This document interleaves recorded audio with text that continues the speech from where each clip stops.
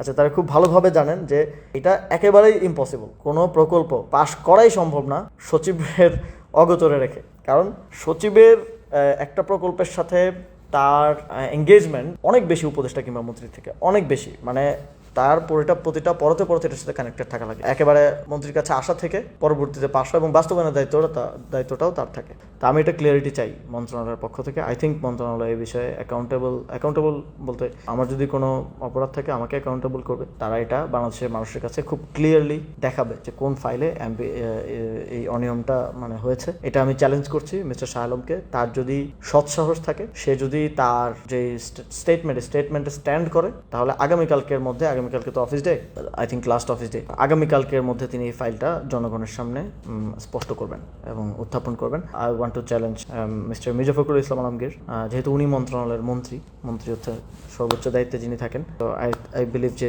তিনি এই বিষয়টার দায়িত্ব নেবেন এবং তিনি এটা পাবলিক করবেন। আর যদি তারা সেটা না করে, তাহলে আমি মনে করবো যে আমাকে এটা ব্যক্তিগতভাবে হেয় প্রতিপন্ন করার জন্য, আক্রমণ করার জন্য তারা এটা করেছে।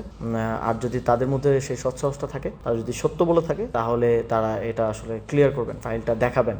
এবং আমি এটা নিয়ে ফার্দার প্রয়োজনে ফাইলটা নিয়ে আসেন, আমরা বসি, প্রয়োজনে কোনো থার্ড পার্টি টিভি চ্যানেলকে বলেন, আমরা ওই ফাইলটা নিয়ে টকশোতে বসি, প্রয়োজনে যারা, যদি এটা কোনো ধরনের ব্যক্তি আক্রমণ না হয়ে থাকে,